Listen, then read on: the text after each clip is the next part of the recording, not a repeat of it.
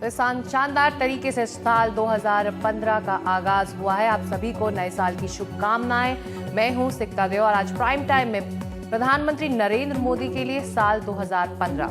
2014 का साल बेशक नरेंद्र मोदी का साल रहा है। बीजेपी ने उन्हें प्रधानमंत्री पद का उम्मीदवार बनाकर जो दांव चला वो इतना कामयाब हुआ कि मोदी की लहर में जैसे बाकी राजनीति डूब गई। जाहिर है नरेंद्र मोदी ने बहुत सारी उम्मीदें जगा दी हैं। 2015 का साल प्रधानमंत्री मोदी के लिए इन उम्मीदों के इम्तिहान का साल होगा। काले धन का सवाल, विकास की रफ्तार का सवाल, रोजगार का सवाल, सब जैसे इन उम्मीदों की कोख से निकलेंगे और अपना हिसाब मांगेंगे।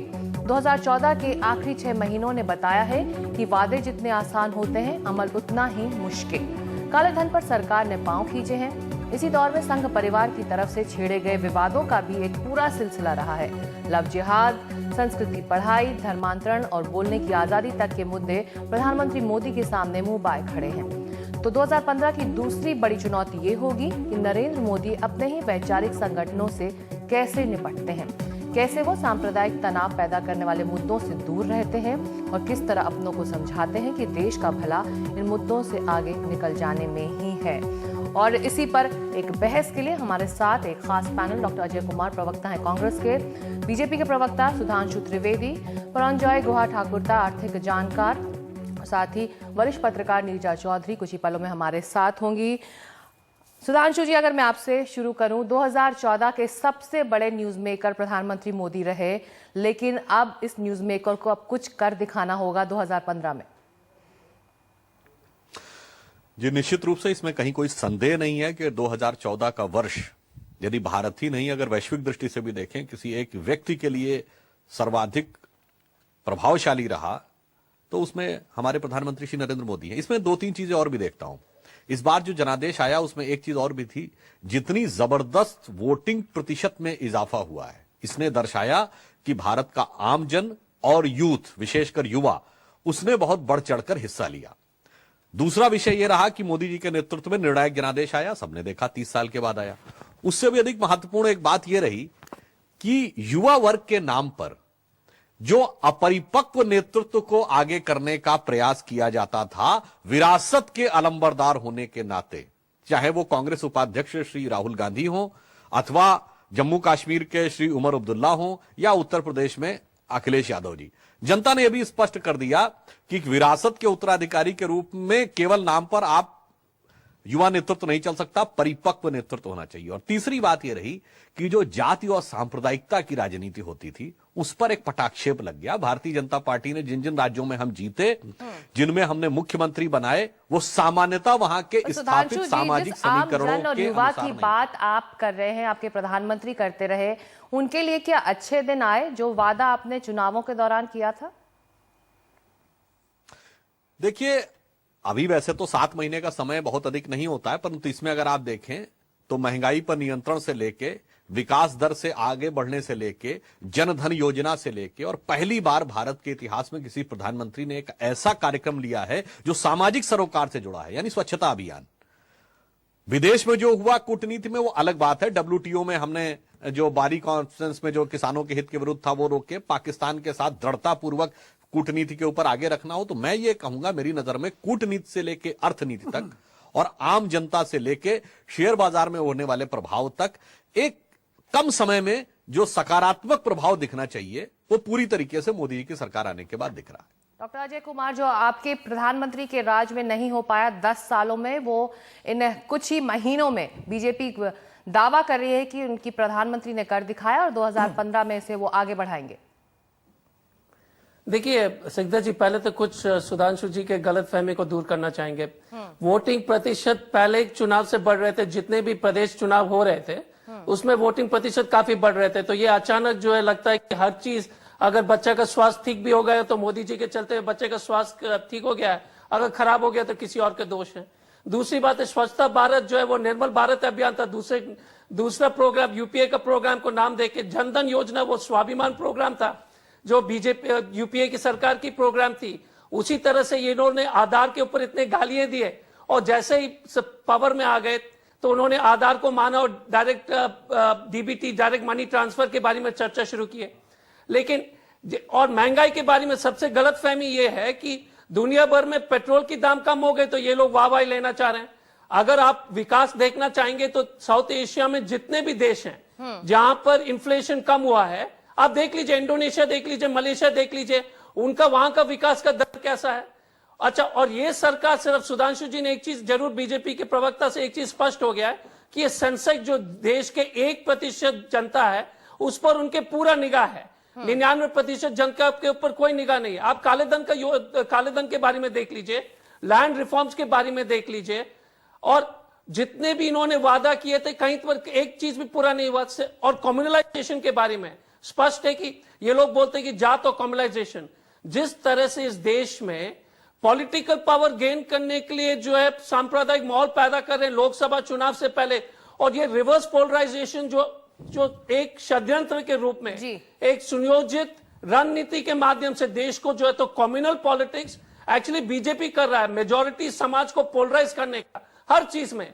आप घर वापसी देख लीजिए, छोटे से उदाहरण है कि आपने आमिर खान को स्वच्छ भारत अभियान में तो शामिल कराया, जब पीके के पोस्टर बिना कारण के, क्योंकि आप छोटी ये बजरंग दल जैसे संगठन है, एक पिक्चर थी ओ माय गॉड जिसमें अक्षय कुमार थे, उन्होंने पूरे जितने हिंदुइज्म के खिलाफ जितने उस पिक्चर में कमेंट्स थे उस पर कोई चर्चा नहीं हुआ, क्योंकि आमिर खान उसके नाम पर खान जुड़ा हुआ है, तो उसको पोलराइज कर लीजिए आप, पोलराइज करने के चक्कर में, और उस पर किसी के सरकार के कोई भी ट्वीट नहीं है। स्वच्छ भारत के लिए आमिर खान के लिए आप शामिल कर रहे हैं। और देख लीजिए लैंड रिफॉर्म्स में गवर्नमेंट बाय ऑर्डिनेंस, कोई आप देख लीजिए इंडस्ट्रियल, सुधांशु त्रिवेदी, विकास के नाम पर जबरदस्त जीत हासिल करने वाली बीजेपी और उसके प्रधानमंत्री के लिए विकास प्रायोरिटी 2014 में तो नहीं दिखा।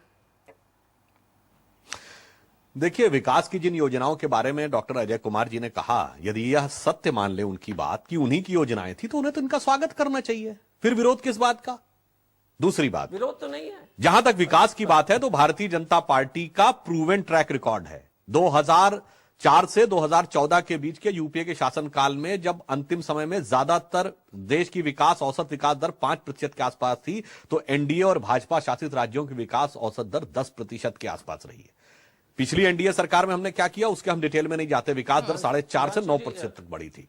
तो विकास पे भाजपा का प्रूवन ट्रैक रिकॉर्ड है। अब जो इन्होंने दूसरा विषय उठाया, सांप्रदायिकता और ये वाली बात, तो मैं सिर्फ इतना कहना चाहूंगा कि जिन लोगों के आधार पर ये हम पर आरोप चस्पा करने का प्रयास कर रहे हैं, चलिए वो तो आप उससे दूर दराज से हमारा संबंध स्थापित करने का प्रयास कर रहे हैं। अरे सांप्रदायिकता की राजनीति तो वो थी, आपके तो प्रधानमंत्री ने कहा था कि Muslim should have first right over the national resources of India. विकास यानी आर्थिक मोर्चे पर बड़े फैसले, रोजगार से जुड़े फैसले, जिस आम जन की और युवाओं की आप लगातार बात कर रहे हैं, उनके लिए क्या रोजगार को लेकर कुछ इनिशिएटिव 2014 में दिखाई दिया? नहीं। आर्थिक मोर्चे पर क्या फैसले लिए गए? देखिए, निश्चित रूप से हमने, अब आपको उदाहरण दे रहा हूं, इन्होंने मनरेगा स्कीम शुरू की, हमने यह कॉन्सेप्ट दिया है कि मनरेगा को हम टेंजिबल कंस्ट्रक्शन या उससे जोड़ेंगे तो वो रोजगार से जुड़ा हुआ नजर आएगा, अन्यथा लाखों रुपया चला गया, हुआ क्या, अंततः दिखाई पड़ता है कि कुछ विजिबल दिखाई नहीं पड़ा। मेक इन इंडिया का जो कॉन्सेप्ट दिया है, इस तरह के जितने भी, अभी आज ही सरकार ने निर्णय लिया है कि किसानों को सॉइल कार्ड देंगे, तो एग्रीकल्चर क्षेत्र में जो गुणवत्ता दिखेगी हर किसान के पास होगा कि मेरी सॉइल की पर्टिकुलर क्वालिटी ये है और इसके द्वारा हम इस प्रकार की फसल उगाकर अधिक उपयोगी सिद्ध हो सकते हैं, किसान को भी लाभ होगा और देश को भी लाभ होगा। तो उन सबकी एक शुरुआती झलक पहले 6 महीने में दिखी है और आने वाले टाइम में विकास का मामला आगे बढ़ेगा। जी, पर जो एक, और मैं सांप्रदायिकता वाली बात के ऊपर एक वाक्य जरूर पूरा करना चाहूंगा अपना। भाई आप हमारे तो दूर दराज के संगठनों के आधार पे आप आरोप लगा रहे हैं। अरे भाई, आपके तो प्रधानमंत्री ने बोला था मुस्लिम should have first right over the national resources of India, आपके तो गृह मंत्री ने आतंकवाद को सांप्रदायिक कलर देने की बात कही थी, तो आपके तो सर्वोच्च पदों पर बैठे लोग, आपकी उपाध्यक्षा ने जहर की खेती से लेके और जाने क्या क्या बोला, तो आपका तो शीर्ष नेतृत्व जो बोले, सुधांशु जी, यही उसके बाद भी आपने उस बयान पे खेद भी ना व्यक्त करें, और फिर भी आप सेकुलर हैं। सबसे बड़ी मुश्किल है जब और वो सेकुलर हैं, नीतियों के बारे हमारे में दूर दराज से आप संबंध जोड़ कर नहीं थी, ये तो आपसे कनेक्टेड था और इसलिए आप दोषी हैं। क्या 2015 आर्थिक मोर्चे पर नरेंद्र मोदी के लिए बहुत चैलेंजिंग होने वाला है? सिकदा जी, जी आऊंगी मैं, डॉक्टर अजय कुमार, मैं आपके पास। जी ठीक है।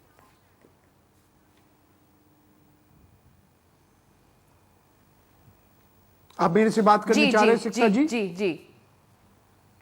अच्छा, मैं दो तीन चीज कहना चाहता हूं। पहला बात यह है कि भारतीय जनता पार्टी और कांग्रेस, ये दोनों राजनीतिक दल में जो आर्थिक नीति में खास फर्क नहीं है। सिर्फ ये फर्क है कि कांग्रेस के अंदर कुछ समाजवाद में विश्वास करने वाले लोग थे और भारतीय जनता पार्टी के अंदर आप समझ लीजिए एकदम दक्षिणपंथी इनका अर्थनीति है। और इसमें तो देखिए सब कुछ आप एकदम सरकारीकरण भूल जाइए, निजीकरण के रास्ता से जा रहे। आपको मालूम है कि ये भूमि अधिग्रहण के लिए जो ऑर्डिनेंस पेश किया वो सारे बाकी लोग ने विरोध किया। और सबसे आश्चर्य बात यह है कि यही भूमि अधिग्रहण का जो कानून है, ये जो सांसदीय समिति थे उसका नेतृत्व में सुमित्रा महाजन जी थे, जो आज हमारे लोकसभा का स्पीकर है। देखिए, आज मुद्रास्फीति कम हुआ, इसमें सरकार का कोई हाथ नहीं है, कोई भूमिका नहीं है। अंतर्राष्ट्रीय बाजार में कच्चा तेल का कीमत जून और आज के बीच आधा हो गया, तो इसका फायदा ये सरकार उठा रहे। और देखिए, आप मेक इन इंडिया बात कीजिए, अभी तक तो निवेश आया नहीं। आप योजना आयोग का नाम आपने बदल दिया, उसको नीति आयोग बना दिया, मगर संस्था तो वही है। ऐसा नहीं है कि कुछ फर्क नहीं हुआ, मगर जो आप कह रहे हैं कि बहुत ज्यादा फर्क हो गया, अब एकदम भारतवर्ष का अर्थव्यवस्था में एक ऊर्जा आएगा, अब हमारा भविष्य उज्जवल है, ये तो हुआ नहीं अभी तक। तो आपने कहा कि काला धन आप वापस ले आएंगे, तो आप फिर मोदी जी खुद कह रहे हैं उनको मालूम नहीं है कितना काला धन विदेश में है। आप कह रहे हैं कि हां, अभी तक तो रोजगार, निवेश जब नहीं होगा तो रोजगार बढ़ेंगे कैसे। आप जो कर रहे हैं, जो कांग्रेस और भारतीय जनता पार्टी के बीच जो आर्थिक नीति है, इसमें तो हम फर्क कुछ नहीं देख रहे हैं। और इस साल में 2015 में मैं समझता हूं सरकार के सामने सबसे बड़ा चुनौती क्या होगा कि आपका संघ परिवार के अंदर जो चरम दक्षिणपंथी, जो हिंदुत्व में विश्वास करने वाले लोग हैं, इनका मुंह आप बंद कर पाएंगे या नहीं कर पाएंगे। आप देखा जो शीतकालीन सेशन था राज्यसभा में, मोदी जी इस विषय के ऊपर बात नहीं किया, और क्या हुआ, आप जेटली जी कह रहे कि आर्थिक सुधार का नीति विरोधी दल ने रोक दिया। आप जब विरोधी दल में थे, आप जब विरोधी दल थे, आप तो यही काम किया। तो इसीलिए आपका बीमा क्षेत्र में आपका जो विदेशी फॉरेन डायरेक्ट इन्वेस्टमेंट वो 26%, 49% नहीं बढ़ा। ये कोयला का आवंटन के लिए जो नया कानून होना था वो नहीं हो पाया। तो ये ऑर्डिनेंस राज आप चला रहे हैं क्योंकि आपका राज्यसभा में आपका बहुमत नहीं है, और 2015 में भी नहीं होगा। जब होगा 2016 तक आ जाएगा। मगर इसका मतलब यह है कि 2015 में यही कहानी हम देखेंगे कि ठीक है, लोकसभा चलेगा मगर राज्यसभा नहीं चलेगा। सुधांशु जी, जो बात ऑर्डिनेंस की कर रहे हैं परंजॉय, तो ये अपने आप में एक बड़ा सवाल भी है कि जबरदस्त मेजॉरिटी लेकर आपकी पार्टी लोकसभा में है, फिर भी सरकार को ऑर्डिनेंस के सहारे देश चलाना पड़ रहा है। देखिए, उसमें एक विडंबनापूर्ण स्थिति है कि कांग्रेस पार्टी, जिसको 130वां वर्ष चल रहा है, देश के इतिहास में पहली बार उनके राज्यसभा में सांसद अधिक हैं, लोकसभा में कम है। ज्यादातर पार्टियों की स्थिति, ऐसी भी पार्टियां जिनका लोकसभा में उपस्थिति ही नहीं है, उपस्थिति ही केवल राज्यसभा में है, बसपा जैसी पार्टियां। तो अगर यह कहा जाए कि वो राज्यसभा के संख्या बल के माध्यम से लोकसभा में अपनी शिकस्त का इंतकाम लेना चाह रही हैं, तो उस कारण से जो असुविधा उत्पन्न हो रही है, तो देश का विकास उस कारण से नहीं रोका जा सकता। इसलिए हम इस विषय के ऊपर लगातार आगे बढ़ना चाहते हैं। प्रंजय गुहा ठाकुरता साहब ने जो एक बात कही, ब्लैक मनी पे, क्या यह बात उल्लेखनीय नहीं है कि मोदी जी के इनिशिएटिव के ऊपर G20 ने ऑस्ट्रेलिया में उसको अपने रेजोल्यूशन में शामिल किया। इसका मतलब हमने एक अंतर्राष्ट्रीय आम सहमति, काला धन के बारे में सूचनाएं भारत सरकार को प्राप्त करवाने के लिए एक व्यापक तंत्र बनाने की व्यवस्था सुनिश्चित कराई। तीसरी बात मैं कहना चाहूंगा, इन्होंने जो तथाकथित दक्षिणपंथी कहा, जिसको हम भारतीयता कहते हैं, अब एक छोटा सा उदाहरण दूंगा। अभी योग को यूनाइटेड नेशंस ने अंतर्राष्ट्रीय योग दिवस मान लिया, 173 देशों ने उसका अप्रूवल किया। याद करिए, पिछले साल मध्य प्रदेश की सरकार ने योग कराया था तो कितना बवाल मचाया गया था कि साहब हिंदुत्व का प्रतीक हो रहा है। यानी ये समझिए, सूर्य नमस्कार जैसी चीज को भी ये कह दिया गया कि ये हिंदुत्व का प्रतीक है। एक्चुअली में क्या है कि भारत की वास्तविक क्षमता और विजडम को, देखिए मुझे एक वाक्य पूरा करने दें, भारत की वास्तविक ज्ञान और क्षमता को रिप्रेजेंट करने के लिए जो कॉलोनियल माइंडसेट है, जिसने हर अच्छी चीज को हिंदुत्व से ब्रांड करके, जिसका योग लेटेस्ट एग्जांपल है। याद करिए मध्य प्रदेश छत्तीसगढ़ सरकार को कितना बवाल किया था, आज पूरी दुनिया उसको मान रही है। इस चीज पर भी हमें अपना विचार चलिए, तो सदी में सारा बदलने की ठीक जरूरत है। विपक्ष पर फोड़ा जा रहा है कि आप लोग इतना हंगामा करते हैं कि सरकार के लिए ऑर्डिनेंस के अलावा और कोई रास्ता ही नहीं बचता है। डॉक्टर अजय कुमार, नहीं, पहले तो तीन चार चीज है। एक तो अगर ऑस्ट्रेलिया में कोई रेजोल्यूशन पास करते तो ये तो रेजोल्यूशन हर G8 में पास होते। और एक चीज बताए, जब ये मीटिंग हुई थी ब्लैक मनी के लिए तो इन्होंने मंत्री को नहीं भेजा था, कोई लोअर लेवल जॉइंट सेक्रेटरी को भेज करके उसमें शामिल नहीं हुए थे। यूरोप में कोई मीटिंग था। दूसरी बात है, जब भी कोई समस्या नौकरी के बारे में आप पूछेंगे तो ये योग ले आएंगे, कभी गोडसे ले आएंगे, कभी गीता ले आएंगे। मनरेगा के बारे में हम कहना चाहते हैं कि मनरेगा एक सोशल सिक्योरिटी बिल था। ये एसेट क्रिएशन है ताकि जो गरीब से गरीब आदमी को 100 दिन के जो सुनिश्चित कर ले कि 100 दिन का रोजगार मिले। ये लोग क्या करते, ठेकेदार के, ये ठेकेदार वाले पार्टी हैं। तो दिक्कत क्या है कि इनकी भारतीयता की जो परिभाषा है वो सिर्फ पूंजीपति लोग के लिए या ठेकेदार के लिए है। और अगर मनरेगा, क्योंकि मनरेगा में कोई शिकायत नहीं, अगर मनरेगा का लीकेज का शिकायत था तो आप लीकेज को बंद कीजिए। लेकिन सोशल सिक्योरिटी जैसे राइट टू एजुकेशन, स्वास्थ्य में देख लीजिए 20% बजट आपने काट दिया और आप बोल रहे राइट टू हेल्थ है। तो ये जो सरकार है ये गिमिक्री सरकार है, पब्लिसिटी सरकार है। अगर सांप्रदायिकता माहौल खराब हो रहे हैं तो अमिताभ बच्चन जी का एक एडवर्टाइजमेंट चला लीजिए।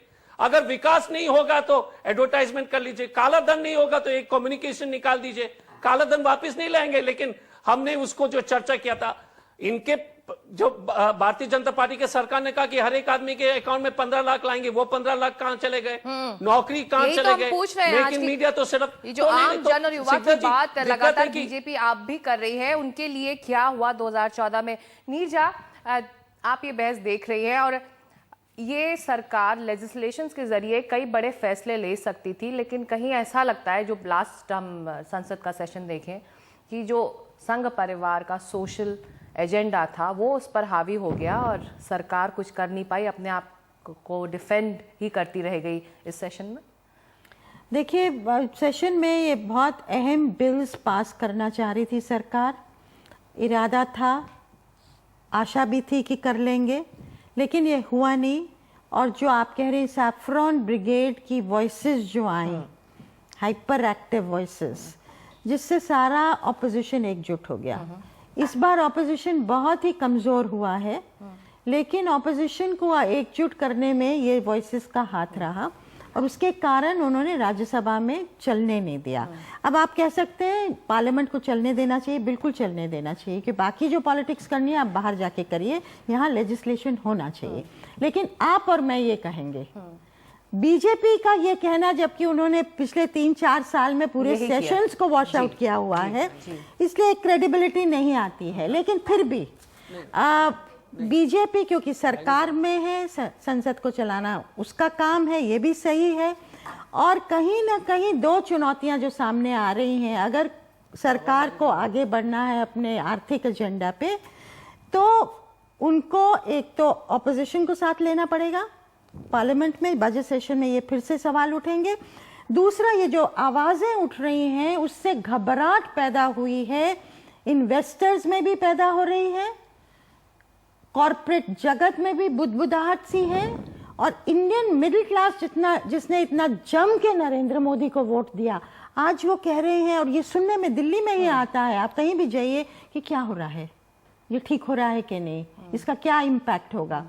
तो कहीं ना कहीं इससे पोलराइजेशन होता है, उससे भाजपा को फायदा इलेक्ट्रली होता है, जो कि यूपी में उन्होंने देखा। और बहुत अहम चुनाव आने वाले हैं, दिल्ली में भी, बिहार में भी, जो बहुत बड़ी चुनौती होंगे बीजेपी के लिए, क्या वो मोमेंटम जारी रख सकती है कि नहीं। लेकिन उसका फ्लिप साइड ये है कि आपका जो गवर्नेंस इकोनॉमिक एजेंडा है वो आप उसको आगे कर पाएंगे, अगर कर पाएंगे ऑर्डिनेंस रूट से, तो क्या नरेंद्र मोदी ये तलवार की धार पे ये बैलेंस करके 2015 में ये प्रधानमंत्री की सबसे बड़ी चुनौती मुझे लगता है। और जो मेन चीज तो है कि जो उन्होंने आशाएं जागृत की हैं लोगों में, लोग 6 महीना 1 साल तो देते ही हैं, उस पे खरे उतरेंगे कि नहीं, डिलीवरी के मामले में, ठोस चीजों के मामले में, उसके लिए उनको बहुत लोगों को साथ लेके चलना पड़ेगा।